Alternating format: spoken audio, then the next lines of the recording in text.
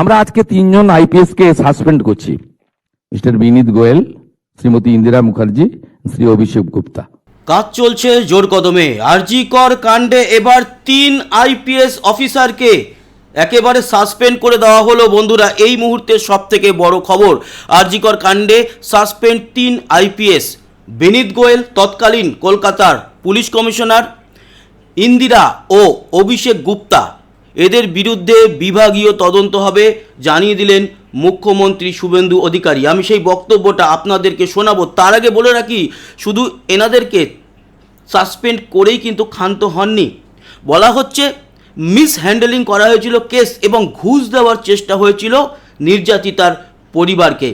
এবং এনাদেরকে কে বা কারা বলেছিল ঘুষ দেওয়ার ব্যাপারে, সে যদি তৎকালীন মুখ্যমন্ত্রী হয় কিংবা কোনো মন্ত্রী হয়, তাদেরও কল রেকর্ড চেক করে তাদেরও শাস্তির আওতায় আনা হবে। তার মানে আরজি কর কাণ্ড এবার কিন্তু একটা আশার আলো দেখতে চলেছে।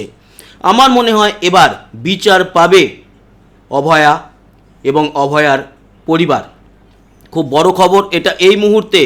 বিনীত গোয়েল মনে পড়ে 14ই আগস্ট রাত, যেদিন রাত দখলের অভিযানে নেমেছিলাম আমরা সকলে।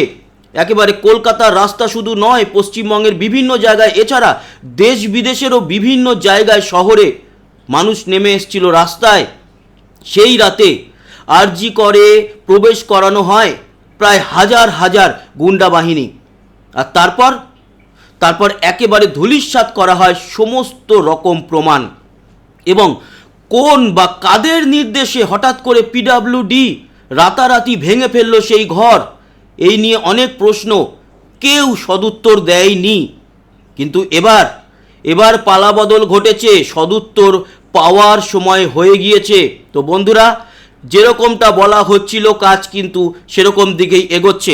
আমি আপনাদেরকে শোনাই মাননীয় মুখ্যমন্ত্রী শুভেন্দু অধিকারী কি বললেন, শুনুন।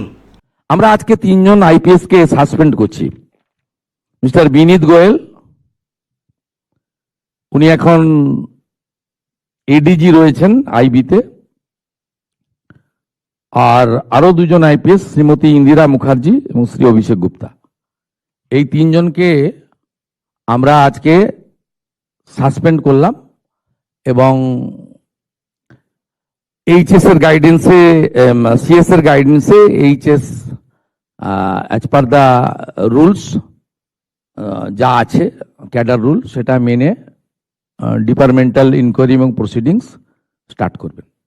এবং within stipulated time to time সেই রিপোর্ট আসবে, যেটা প্রেসকে বলবো, যেটা ডিপার্টমেন্টাল অ্যাকশন নেওয়ার আমরা নেব। এবং যেটা আমাদের যেহেতু ইউনিয়ন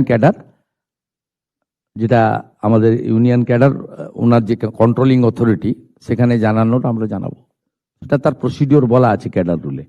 কিন্তু ইনিশিয়ালি আমরাই তিনজনকে সাসপেন্ড করলাম due to mishandling and offering bribe to the victim family and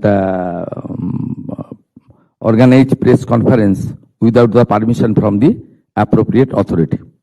Mr. Binit Goel, Srimati Indira Mukherjee, Sri Abhishek Gupta. Thank you.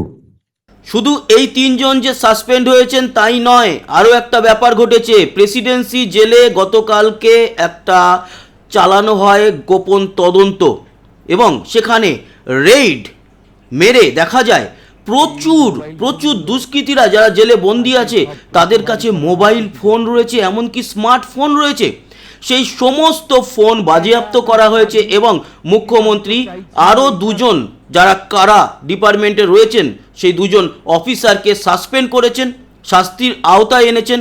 এবং আরও একটা বিষয়, যারা এই দুষ্কৃতী যারা জেলে বন্দি ছিল তাদের সঙ্গে বাইরে থাকা সাধারণ মানুষ যারা কথা বলেছে, সাধারণ মানে তাদের সঙ্গে যারা যোগ সাজস রেখে চলতো, সেই সব মানুষদেরকেও কল রেকর্ডস থেকে ধরা হবে এবং সিবিআই যথাযুক্ত প্রমাণ দিয়ে তাদেরকে অ্যারেস্ট করবে, এই খবরও কিন্তু জানা গিয়েছে। অতএব আপনারা কতটা খুশি এই ডিসিশনে?